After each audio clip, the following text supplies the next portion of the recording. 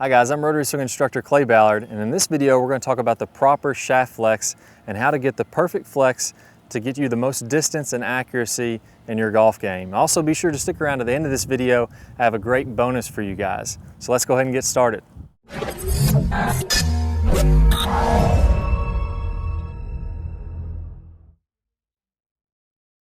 All right, so in this video we're going to cover a lot of aspects on shaft flex and how to know if you're using the proper shaft flex. But first, before we get started, let's go ahead and dispel a couple of myths. Now the first myth I want to talk about is swing speed and shaft flex, and you'll hear most of the time that the faster you swing the club, the stiffer flex shaft that you need, and that's not always the case. And we're going to go over in more detail why that's not always the case. Also, what you'll hear is that a stiffer flex shaft is going to get you less distance and more accuracy, and a softer flex shaft is going to get you more distance and less accuracy, and that is also not always the case. What you're really trying to do is match up the perfect shaft flex to your game and to your golf swing so that you can get the best of both worlds, both accuracy and distance.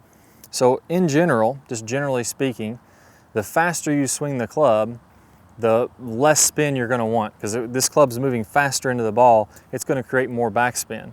So in general, really what we're aiming to do is to get the perfect amount of backspin and launch angle given your swing speed. So typically, higher swing speed players create too much backspin and they need a stiffer shaft to limit that backspin. A stiffer shaft will give you less backspin and lower launch.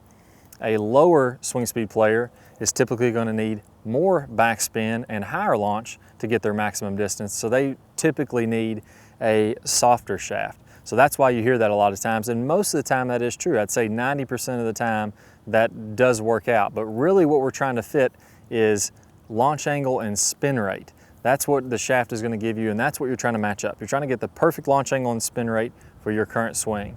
So we already know the stiffer the shaft, lower launch, lower spin. The weaker the shaft or the softer the shaft, higher launch, higher spin. This just as a general rule of thumb. Now the next thing I want to talk about is that each shaft doesn't actually just have one flex. So if I have this golf shaft here and it's an extra stiff, and I take another random extra stiff shaft, they may not have the same flex throughout the shaft. So the butt end, they measure this flex here, they measure the flex in the kick point in the middle, and then down at the tip of the shaft, and these can vary from shaft to shaft. In general here, the stiffer the tip of the club, the stiffer this end of the club, the lower launch, lower spin. So if I want a really low launching, low spinning shaft, I'm going to have an extremely stiff tip. That's what you see Bubba Watson doing. He has that steel insert in the bottom part of his shaft. It's called a bimatrix shaft. That's a very, very, very tip stiff shaft. That's going to give him a very low spin.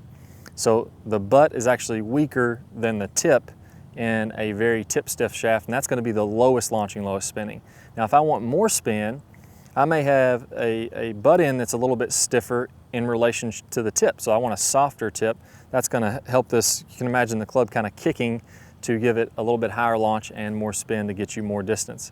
So not only is there general shaft flex, that's kind of like the overall category, but there's subcategories in each shaft flex that are going to get you even less spin or more spin depending on that. So you're really fine tuning it when you get into the individual kick points of each shaft. So to give you an example of how this would work, like a real world scenario, let's imagine there's two players. There's myself who's swinging 115 miles an hour, and then there's player B who's also swinging 115 miles an hour. Now when player B hits a drive, let's say that for that swing speed, the ideal launch and spin is 12 degrees of launch and 3,000 backspin. So he's hitting it right on those numbers. Whenever he hits his stiff shaft, 12 degrees of launch, 3,000 backspin, and he's getting absolutely the most distance he can get on his dead solid shots because he has the right shaft and head combination. Now myself, I'm going to make the same 115 mile an hour swing, but now I'm getting a 14 degree launch and I'm getting about 4,000 RPMs of backspin.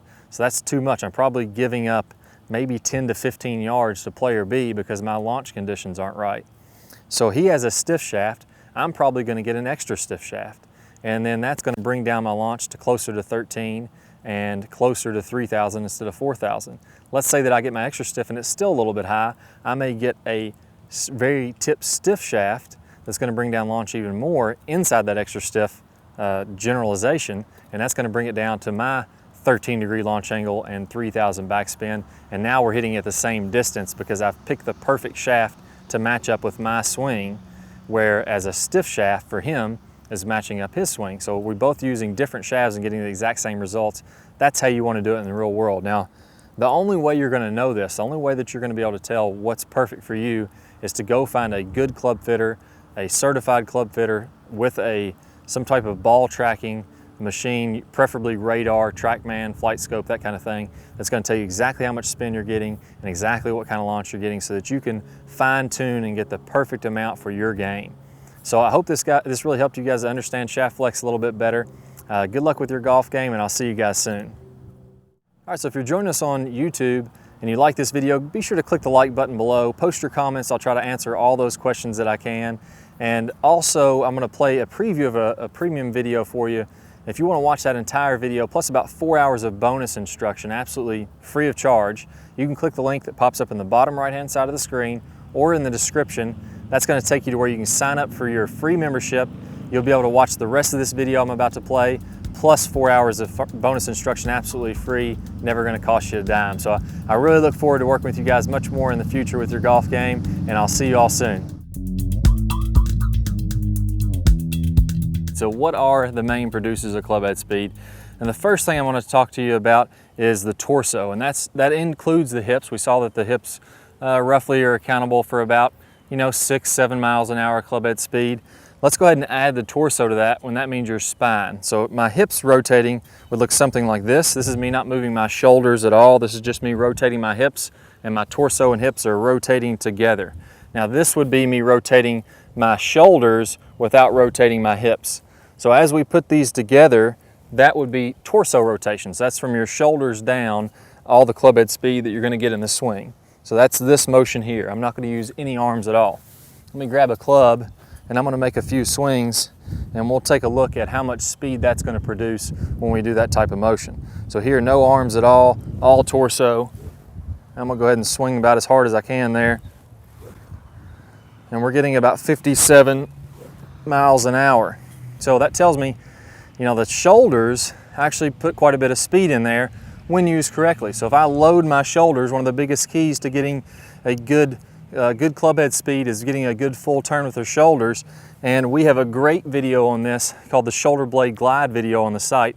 It's going to ensure that everybody can get at least 90 degrees of shoulder turn. So the hips and the shoulders together account for about 58 miles an hour of club head speed. And we start adding the arms in there. The rest of the swing is a piece of the swing I call lag and release, which is 3 separate motions. That's where we're going to get the rest of the club head speed from. So we're going to get most of it from the arms themselves. So the second piece let's talk about elevation. So here I'm going to